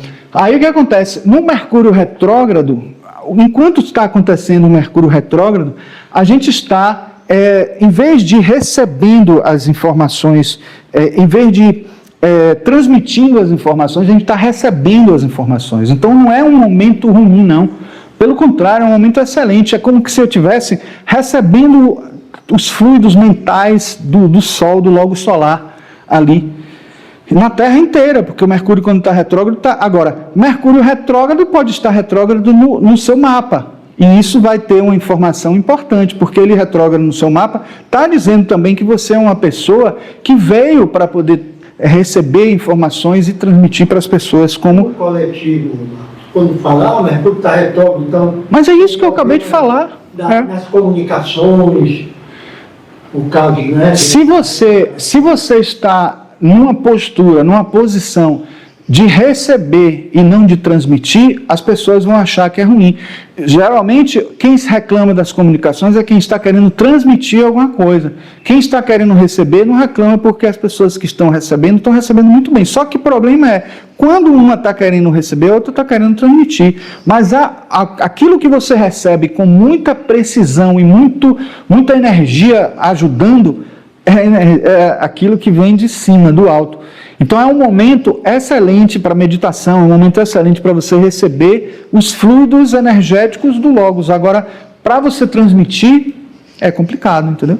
Então é nesse sentido que as pessoas acham que é ruim. Só que a gente tem que ver que, na verdade, é muito mais positivo do que negativo. Perceberam aí, mais uma vez, a questão do complexo que pode ter uma conotação positiva ou negativa. E aí tem outras coisas assim associadas a, né, aí o geocêntrico e heliocêntrico. Então você pode entender que o Mercúrio tem fases, assim como a Lua tem, né? O Mercúrio novo, o Mercúrio crescente, o Mercúrio cheio e o Mercúrio, aqui na verdade é minguante. Crescente é obscurecido, não, é minguante. Mas aí você vê que para cada fase dessa você tem uma característica diferente. Você pode descobrir dentro da sua... seu mapa, o que é, né, uma coisa ou outra. Agora eu tenho que adiantar, porque senão eu não chego na parte que eu terminei. Tem também o Prometeu e a Epimeteu, que é duas figuras da mitologia que buscava as informações do futuro, outras do passado. Então, o Prometeu é do futuro, o Epimeteu do passado. Então, pessoas que são uma mente prometeica, elas têm mais uma visão para o futuro e as epimeteicas uma visão mais do passado. Mas vamos adiantar aqui, essa parte aqui, de certa forma, é descrevendo a mente prometeica retrógrada, mente prometeica direta, mente epimeteica direta, mente epimeteica retrógrada. Então, cada um tem uma característica diferente das diferentes fases. Eu estou estudando agora o ciclo de lunação, que é uma coisa super interessante, que trabalha as fases da Lua. A gente pensa que a Lua tem 4 fases, né? Na verdade a Lua tem 8 fases, né? E cada uma tem uma diferença, e quando a gente considera ela em trânsito, tem uma análise, quando considera na hora do nascimento, tem outra, e por aí vai. Bom, nós paramos aqui, quando a gente estava falando justamente a possibilidade de analisar o Mercúrio no mapa também, se ele é vespertino ou ele é matutino, porque o Mercúrio ele acompanha sempre o Sol, nunca está muito distante do Sol, e ele pode estar no pôr do Sol acompanhando o Sol descendo e no nascer do Sol acompanhando o Sol nascendo, né? Em geral, quando está acompanhando o Sol nascendo, ele desaparece, ele quase não aparece pela luz do Sol, e no momento em que ele desaparece é quando o Sol já está mais brilhante, já está mais forte, não está tanto na ascensão. E o que se interpreta disso é que geralmente a pessoa tem uma mente mais apagada, ou seja, ela tem uma mente brilhante muitas vezes, mas ela fica meio que obscurecida porque ninguém vê, ninguém percebe. É um pouco o que acontece na visibilidade do Mercúrio quando ela nasce nesse momento, né, do Sol vespertino, nessa situação, quando é no nascer do Sol, muito depois em que ele já está brilhando e está ofuscando. Então tem todas essas análises aí que vão dar a gente uma ideia sobre as características. E aí o mental é importante, o astral, quando a gente associa também Mercúrio e Lua e tudo mais, a gente associa. Aí paramos aqui, né, porque depois disso tem análise de alguns mapas, como por exemplo, eu até fiz as análises de alguns outros mapas que eu tirei para não ficar repetitivo e não demorar mais ainda. Então aqui, por exemplo, nesse mapa que é de Oscar Wilde, a gente tem Mercúrio em Escorpião, Sol em quadratura T, formando esse T aqui, com Júpiter e Lilith, Lua em Leão, em quadratura com Mercúrio e com Urano, né? Júpiter em oposição com Lilith, sexualidade em excesso e a reação às regras. Foi uma pessoa que era homossexual numa época em que isso era visto como algo assim absurdo, complicado e tal, e ele teve muita dificuldade, né, na época, e ele também, os próprios livros dele chocavam, as falas deles, as coisas que eles... Então, Mercúrio em trígono com Saturno e com Netuno retrógrado e em sextil com Júpiter. Isso tudo trazendo à tona um complexo do escândalo, sombra reprimida. Esse é mapa de Oscar Wilde? De Oscar Wilde. Então, assim, quando a gente... O Oscar Wilde, ele trouxe aqui 2 complexos que são analisados dele no livro de Dany Rudyard. Mais adiante a gente vai ver outro também que é específico da situação da história dele. Eu botei ele ali porque estava associado ao planeta que a gente estava vendo, né? Então, assim, Vênus, né? Vênus tem os complexos associados a ele, né? Que é complexo de inadequação afetiva, complexo de Afrodite, que até Liz Green chamou de uma maneira diferente, mas que é um nome mais assim forte, que eu preferi usar o da mitologia. Complexo do idealista e irrealista. Complexo da rivalidade afetiva, né? Ainda tem complexo da avidez estética, que até que o próprio Oscar Wilde tem também. Complexo da ilusão romântica. O complexo da avidez estética é o que pode causar aquele preciosismo que eu falei, que muitas vezes é atribuído somente ao fato de a pessoa ser de virgem, né? Complexo da aversão, complexo da posse e ciúme estético. É aquele quando você assim, se vê uma pessoa apreciar a obra do outro e não apreciar a sua, ele sente ciúme e tal, então são complexos que acontecem. Haja complexo. Em Vênus tem muito. Complexo do gosto exótico, complexo do excesso, né? Bom, aqui tem um exemplo de Victor Hugo, né, que ele tem Sol em Peixes na 4ª casa, né? Identidade nas raízes, Plutão na 4ª casa, em Peixes, transformação íntima, Mercúrio em Peixes na 4ª casa, pensamento imaginal, Vênus em Peixes na 4ª casa, estética da nostalgia e compaixão, Sol mais Mercúrio mais Vênus mais Plutão na quarta casa. Tudo isso dando um complexo do profeta místico enraizado. É um nome que é complicado. Hitler tem 2 complexos que eu trouxe aqui, né? Que é citado por... Hitler está onde? É touro, né? O signo de Hitler... Não, Hitler é Libra. É Libra. É Libra. É Libra. Não tem nada de Áries, do ascendente Áries, né? Não, na verdade, deixa eu ver. O signo dele, cadê o Sol? Não, o signo dele é Áries, não, desculpe. O ascendente dele é que é Libra. E muitos questionavam que, porque o ascendente dele, repare, cadê? Deixa eu ver onde é que está. Cadê, Deus? Porque esse mapa está um pouco... E é o oposto, né? Mas é aquela coisa. Ele era uma pessoa com a facilidade de comunicação, que atraía, eu disse isso na palestra passada. Então ele criava um atrativo com as pessoas, entendeu? Vênus retrógrado em conjunção com Marte em Touro e em quadratura com Saturno em Leão na casa 10. Amor à arte, perfeccionismo com rigidez em relação ao gosto artístico. Então, complexo da avidez estética é um dos exemplos que a gente falou aqui da avidez estética associada a Vênus. Ele era uma pessoa que gostava assim de arte. Ele pegava exposições de arte, e estudou teosofia, né? Até muitas coisas de arte e tudo. Agora deturpou. Ele deturpou a teosofia, né? Inclusive quando ele fala da raça ariana, ele está também deturpando completamente. O Oscar Wilde também tem um outro complexo que é do Sol dele e Vênus em Libra, fortemente enfatizado. Sol em Libra, Vênus regente do mapa fortemente posicionado, Libra e Vênus acentuando a sensibilidade estética, necessidade de harmonia, busca por relações belas, apego à beleza e culto da forma. Então, complexo estético, complexo de Afrodite. Aí você diz assim, esse complexo aqui é ruim?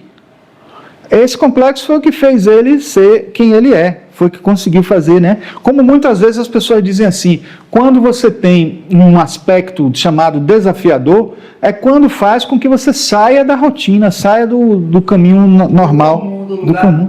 Exato. Aí, bom, a dualidade de Vênus. Isso aqui é uma coisa que eu vou mostrar que é interessante também, que é assim, Vênus ele pode ser uma estrela vespertina ou uma estrela matutina. E isso, dependendo de como ele esteja posicionado, se é um Vênus que está nascendo na hora que o Sol nasce também, do mesmo jeito que Mercúrio, né? Ou na hora que o Sol está se pondo. Isso faz uma diferença na característica da pessoa. Olha que interessante, porque uma Vênus vespertina no mapa, Vênus está depois do Sol em movimento zodiacal, né? Maior longitude eclíptica do Sol. Isso para identificar o Vênus, né, que é vespertino. O Vênus Lúcifer ou Vênus matutino o Vênus está antes do Sol em movimento zodiacal, menor longitude eclíptica do que o Sol. Aí você tem, no caso de um Vênus Hesperos, né, que é a vespertina, o amor como iniciativa, impulso, desejo que corre atrás. É a pessoa que tem iniciativa no relacionamento com o outro. Já o Vênus Lúcifer é o amor como receptividade, beleza contemplada, atração magnética. Então é a pessoa mais passiva no relacionamento. É muito interessante isso, né? Eu descobri que eu sou Vênus Hesperos. Aí deixa eu ler, é isso mesmo? Aí eu trouxe até umas ilustrações de... Aqui, ó, no meu mapa onde está... Ah, não, o Vênus Lúcifer é o meu. Estrela matutina, tá vendo? Está aqui ó, o Sol e Vênus, a posição. Com isso a gente identifica, né? Quando está antes ou quando está depois. Aí a gente tem, para mostrar justamente quando você tem o Vênus na astrologia heliocêntrica, Vênus em oposição, a mesma questão do Vênus retrógrado que eu falei, né? É o momento de receber amor divino e de doar amor divino. Então, o Vênus retrógrado, que muita gente diz assim, é um momento de relacionamento, está meio complicado e tal, mas às vezes é porque a gente não está pensando no relacionamento de duas pessoas, ou no relacionamento consigo mesmo, né? Com o alto. Aí eu trouxe o mapa de Annie Besant, que tem Sol em Libra na sexta casa e atrás de um Vênus Hesperos e retrógrado. Marte em Touro, primeira casa, também retrógrado, e Urano retrógrado em Áries. Ela tinha muitos planetas em retrógrado. Saturno e Netuno retrógrados. Aí você diz assim, então retrógrado é ruim? Pelo que eu falei, o retrógrado mostra como ela era uma pessoa que recebia muito essas intuições, essas realidades, né, do alto. Mercúrio em Libra é direto, mas surgindo depois do Sol, ou seja, epimeteico, né, voltado mais ao passado que ao futuro. Júpiter direto em conjunção com a Lua na primeira casa e em Câncer, formando uma quadratura com os planetas de Áries e Libra. Aí dá um complexo de autossacrifício pela humanidade. Essa é a síntese do que a gente pode concluir dessa visão. Aí a gente tem os complexos ligados a Marte, complexo do guerreiro ferido ou impotente, complexo do agressor, complexo do redutor irresponsável, complexo do perfeccionismo impulsivo. E aí a gente tem Napoleão, complexo nomeado para Napoleão, sintetiza a ilusão de desejo de realeza, leão no meio do céu, né? Com agressividade marcial, proximidade de Sol e Marte, e a profundidade estratégica ascendente em Escorpião, que é muito estratégico, por sinal. Sigmund Freud, Marte em oposição a Júpiter e Netuno, Saturno em quadratura com Marte e Júpiter, formação de uma cruz em T, que é essa daqui, né? Júpiter, Saturno, Marte, oposição Marte e Júpiter, Netuno, já Marte de um lado, Júpiter, Netuno do outro, costuma indicar uma polaridade de impulso e ideal, expansão, o quero fazer versus o creio, idealizo, imagino. Com Netuno junto à polaridade há uma carga de irrealismo ou sacralização dos ideais, dando um complexo de sexualidade reprimida, erotização do intelecto. A conjunção dele aqui de Vênus e Plutão é muito forte. Imagina. Quer dizer, a teoria dele tem a ver com o complexo, né? Sim, sim. Ou o complexo tem a ver com a teoria.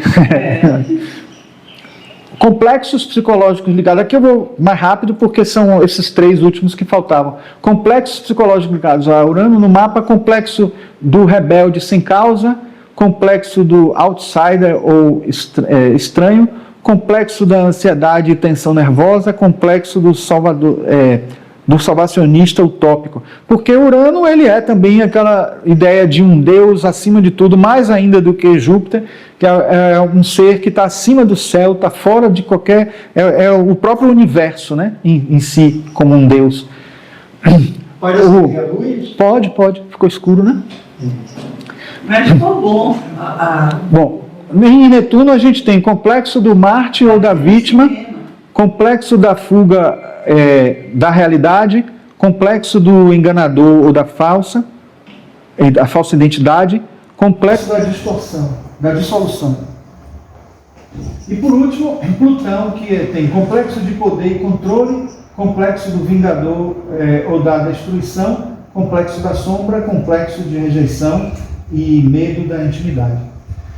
Aí a gente tem isso aqui que eu acho muito interessante que eu trouxe, que é o seguinte: a gente tem aqui todos os eixos que eu falei associados na sequência do mapa. Isso é um livro de astrologia médica, né, de certa forma.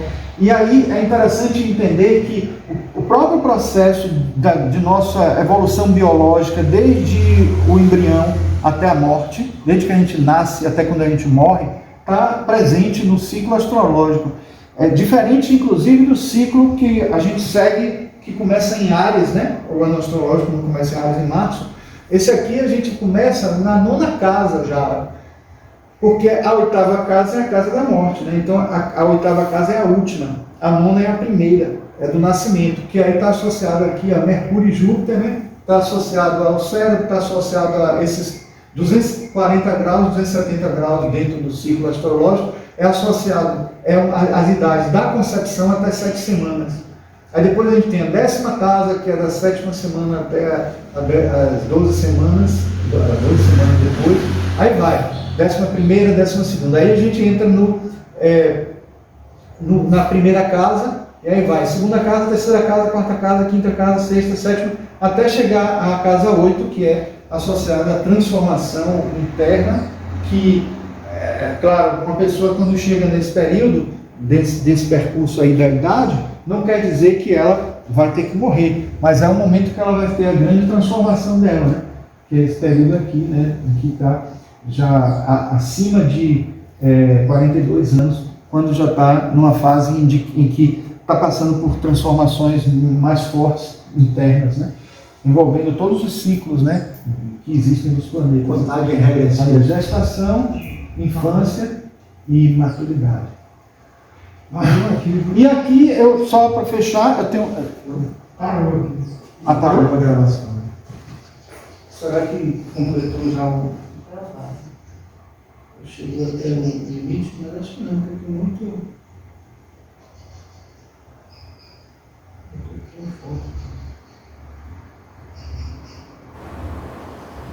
Pronto.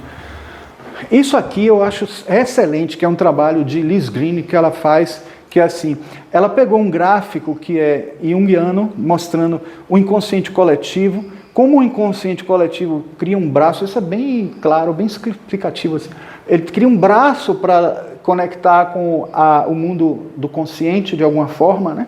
Então, quando ele traz os símbolos, isso aqui são os símbolos chegando até a gente através de sonho, através de imaginação ativa ou coisas desse tipo. A gente tem um inconsciente pessoal aqui também, que é levado no arrasto, no processo todo, né?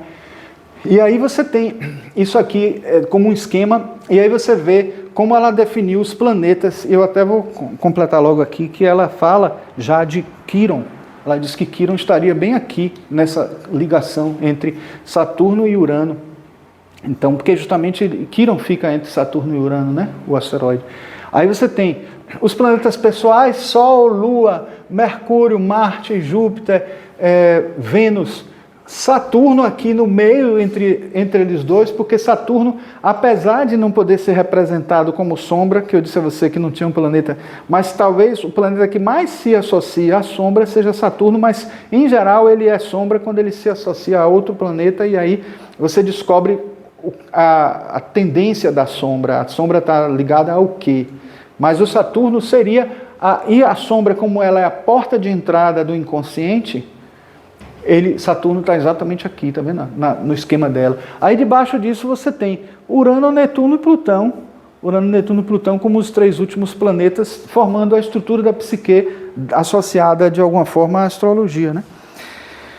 E aí a gente tem só mais 2 mapas que são importantes, o de Dalai Lama. Núcleo solar plutoniano, Sol mais Plutão em Câncer, na 12ª casa. Olha aí a religião forte presente, tá vendo? Ele sim é um religioso, né? Aí você tem a identidade marcada pela renúncia e pela entrega ao destino coletivo, um ego sacrifício em nome da missão, complexo do mestre compassivo e renunciante. Tudo isso bem explicitado aqui no mapa dele, é bem forte essa coisa, fica bem clara a devoção dele.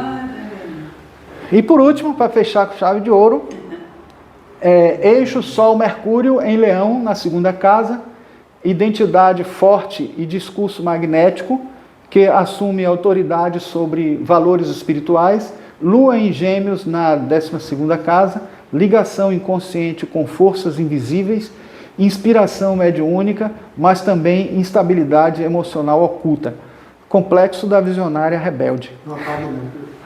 Aí o que é que eu quero dizer a vocês? A pergunta que poderia ser feita por vocês aí. De onde eu tirei essas informações? Vou dizer a vocês o segredo. Eu peguei as configurações do mapa de cada um das pessoas aí, coloquei na inteligência artificial para descrever essas pessoas. Sem dizer quem era. Sem dizer. Não, eu dizia só a configuração, as configurações. Sol e tal. Sol. Essa foto. Não. Aí a foto dela. Eu pegava as configurações. É isso que eu estou falando aí. Sol na casa tal, Lua na casa tal, no signo tal, em oposição a tal, ou em quadratura tal, ou trígono tal. Tá entendendo? Eu colocava isso. Aí me descreva essa pessoa. Dentro dessas características do mapa. E aí ela dizia essas informações, dizia inclusive o complexo qual era, que seria resultante. Aí assim, é uma forma até de eu dizer assim, não, se eu dissesse que era Helena Blavatsky, ele já ia recorrer na história e ia dizer assim, não, vou pegar a história dela e, né? E não foi isso que foi feito. Eu fiz isso sem dizer quem era, entendeu? A pessoa. E aí eu encerro com essa frase de Jung que é: sempre pretendi libertar as pessoas dos fundamentos compulsivos do próprio caráter, até que descobri que quando nossas influências arquetípicas se tornam visíveis à luz da consciência, nós nos curamos. Ou seja, a importância de a gente entender, se autoconhecer em tudo isso e ver que muitas vezes nós podemos nos considerar nossos próprios inimigos, mas o melhor é que a gente se considere amigo e consiga resolver os problemas, né? Conversar conosco mesmo. Consiga trazer para a consciência Isso. tudo que a gente tem lá no inconsciente, né? Isso. Tudo é difícil, né? O que for possível. Parte. Exato. Trazer para a luz da consciência. Eu trouxe aqui só os livros que eu usei, né, para esse trabalho aqui. Ali, os estudos experimentais. É esse livro que eu falei que Jung fez a pesquisa sobre os complexos, né? Então, esses 3 livros, para quem quer estudar só complexos na visão junguiana, são os melhores. Aí a gente tem aqui os livros de astrologia que eu usei como consulta de complexos. Alguns livros também sobre casas, aspectos, enciclopédia de astrologia. Esse de Liz Green, excelente por sinal. Esse livro que no fundo eu até trouxe, ele é a continuação do de cá, porque a parte que ele fala de Urano, Netuno e Plutão, ele vem aqui nesse, para aprofundar os planetas geracionais, né? E os planetas retrógrados, que também é de grande importância estudar esse aí. O livro pioneiro dele, falando da relação de psicologia junguiana com astrologia, de Dani Rudyard, ele foi o primeiro, nesse livro aqui, foi a primeira vez que isso foi feito, uma associação da psicologia junguiana com astrologia. Qual é a nacionalidade? Ih, rapaz, agora você me pegou. Dani Rudyard. Não, mas não é não, eu não sei se é... Bom, depois eu dou essa resposta. A Astrologia do Destino de Liz Green, Saturno de Liz Green também, que é relançado, né? Esse que eu mostrei aqui da Astrologia de Saúde, né, e tal. Engraçado que fica Atman ali, né? Esse Martin Schumann é um cara que escreve muito sobre astrologia kármica, que a gente veio falando, né? E aí ele fala de Vênus, só de Vênus nesse livro, aí tirei algumas informações aqui só sobre ascendente, aí sua porta kármica, tá vendo? Ele fala muito de astrologia. Aqui uns livros mais gerais de astrologia, né, que eu acho muito bons para o início, para começar e tal. E esses outros mais aprofundados, né, que vão mais a fundo na psicologia, na astrologia psicológica. E esses que são o meu xodó. Esses 4 livros aqui são da Karen Hamaka Zondar, que é uma húngara. É húngara? Acho que é. E que não, ela é holandesa. E ela até está viva até hoje, está bem velhinha, tem um canal até do YouTube. E é muito didático, muito fantástico esses livros aqui. Eles são... e ela também é psicóloga junguiana. Tem ainda um terceiro que é só sobre os aspectos psicológicos, que eu tenho também, que é em inglês, que eu até estou traduzindo o livro todo para poder fazer um trabalho com ele. E é isso, aí a gente encerra. Aquela Cláudia Lisboa também Sim. tem um canal no YouTube, né? Ela é a mãe de Mel Lisboa, né? Aquela atriz. Ah, Mel Lisboa, Sim, é mãe. A filha dela que fez a peça sobre Blavatsky. Sim, você sim. lembra? Mel Lisboa é filha de Cláudia Lisboa. Eu até já participei de ela é muito, ela é excelente. Então é isso. Rapaz, é muita informação. Obrigado, querido. Obrigado, mano. Acho que é gratificante. Eu mesmo fico, né? É tanta informação. Até tenho que diminuir também, porque... Para mim, eu acho que seria melhor um curso, sabe, assim, um final de semana, para você trazer essas informações, né? Que é muito conteúdo, muita coisa. Eu acho, para mim, eu preferia, assim, um curso, que você pudesse, né? Assim, um sábado, o dia todo, né? De manhã e de tarde, para poder E assim Esse como uma assunto- sequência. esse assunto também não. Um dia só também não vai. Numa sequência, assim, um mês inteiro, muita né? coisa. 4 sábados. Eu até, assim, algum tempo atrás, eu não me sentia em condições de dar curso de astrologia.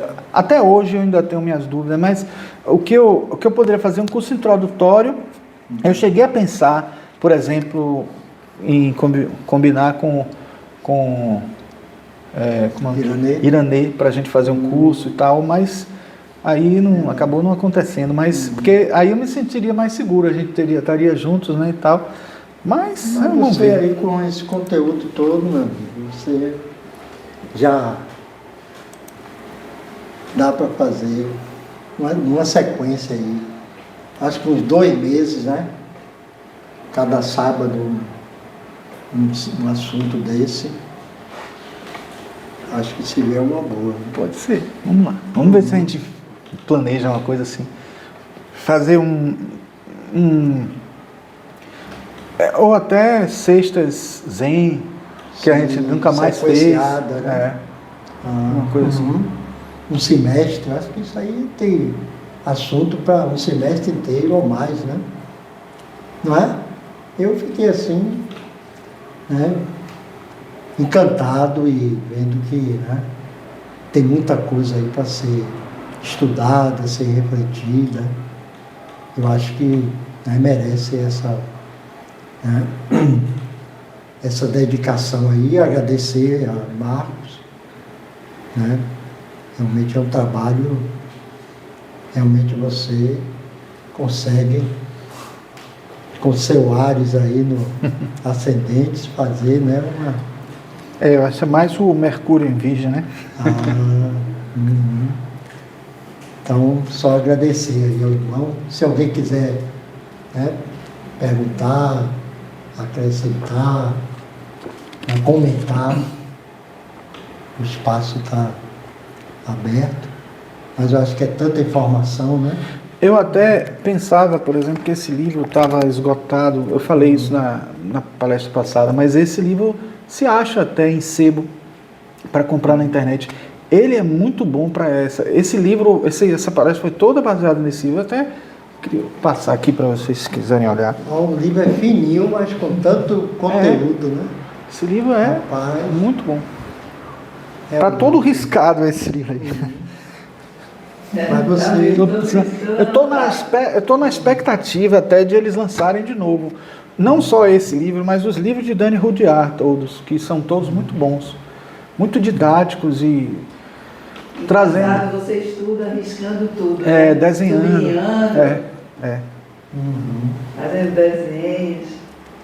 Incrível.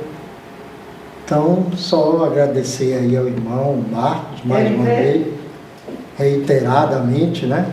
Gratidão, gratidão, gratidão por nos trazer. É um assunto que é autoconhecimento, né? É um assunto tão importante, né? Tão necessário. Precisamos realmente, né, desse conhecimento e, né, digerir tudo isso é um desafio, né?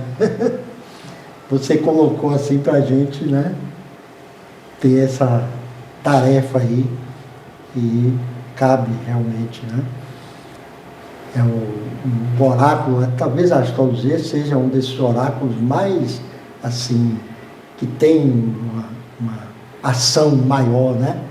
No autoconhecimento, na busca do autoconhecimento, né? Porque tem o tarô, tem, né, as outras formas, né, de busca também, mas a astrologia realmente ela vai fundo. E você fazendo isso com essa união com Jung, Freud, né? E trazendo esses autores todos aí, realmente é uma coisa muito rica e... É porque para a gente conhecer alguma coisa do universo, a gente pode, da mesma forma que a gente quando pinta um quadro, como é a gente mesmo que está pintando, todo quadro que a gente fizer tem a nossa característica, tem a nossa personalidade ali, de alguma forma manifestada, né? Então você vai fazer 20 quadros, você pode até dizer, vou fazer cada um diferente, mas tem o seu dedo ali, tem a sua, né, seu pessoal ali. Deus, quando Deus no universo, ele também tem a característica dele ao criar o universo.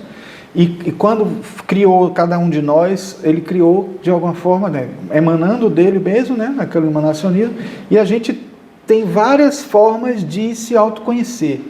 Aí tem gente que diz, não, eu vou usar a iridologia e olhar a íris e encontrar alguma coisa sobre a pessoa. Vou olhar a mão na quirologia e descobrir sobre a pessoa na mão. Vou olhar no vidro com a reflexologia auricular, com a auriculopuntura, e vou mexer ali, ver que cada parte da orelha tem alguma coisa a ver. Então você tem, em tudo que você olha, que é holístico, né, você tem o todo na parte, a parte no todo. Aí você diz assim, quando eu olho para o universo, eu estou olhando mais perto ainda de Deus, porque eu estou olhando a imensidão da criação. Eu estou vendo como ela se movimenta, eu estou vendo como quando ela se movimenta, que registros ela cria e que conexões ela cria com os acontecimentos do mundo inteiro. Isso mesmo que Dani Rudyard fala, que existe uma astrologia, que eu nunca tinha visto nenhum outro autor falar, ele fala, tem esse livro que ele diz, a dimensão galáctica da astrologia, o Sol também é uma estrela. Ou seja, eu posso estar vivendo como um ser de alta hierarquia luminosa no Sol, lá eu tenho uma astrologia. Se a gente resolver algum dia morar em Marte, tem que estudar uma nova astrologia. Vai ter que fazer uma outra efeméride, que a nossa não serve. Mas for para Marte é outra coisa. A astrologia não é geocêntrica, e muita gente até critica a astrologia por isso, porque a gente está analisando a partir do olhar da Terra. Mas se a gente for para a Lua, morar na Lua, a gente vai ter outra astrologia. Se for morar em Marte, tem outra astrologia. Isso aqui é incrível. Realmente. Então, por enquanto a gente fica com nossa velha Terra. reiterados agradecimentos aí ao irmão Marcos e o desafio aí para a gente digerir tudo isso, né? E no próximo sábado teremos aqui a nossa querida irmã Aline, que vai tratar do livro Aos Pés do Mestre com a segunda qualidade necessária para a senda espiritual: ausência de desejo, desapego, abnegação. É isso? Isso. Então, o convite aí está feito para no próximo sábado. A gente refletir um pouco sobre esse tema. A ausência de desejos, desapego, abnegação. Qualidade necessária, a segunda qualidade necessária para a senda espiritual, né? A irmã já apresentou o discernimento, né? Foi a primeira, agora. Então, É outro capítulo agora, Aos Pés do Mestre. estão todos convidados. Vamos fazer o nosso encerramento, aqui deixando a nossa mentalização para o irmão Afrânio, para que a esposa dele possa obter a recuperação o mais rápido possível, e que ele possa retornar ao nosso convívio.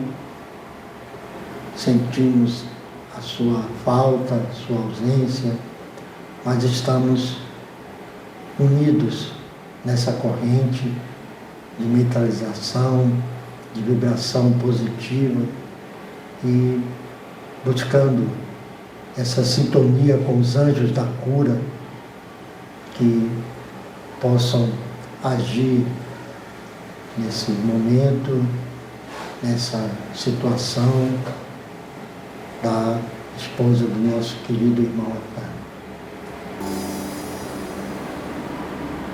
Aos gloriosos mestres que dirigem a evolução, os destinos desta loja, e a todos os seres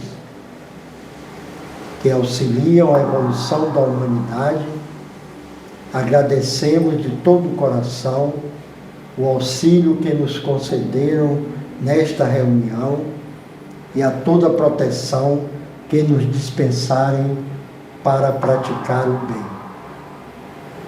Deus de muitos nomes, amado por todos os povos, te pedimos pela paz de nossos corações de nossos lares, de nossos povos, de nosso mundo. A paz de tua vontade, a paz de nossas necessidades. Om Shanti. Om Shanti. Então, Marcos, mais uma vez, você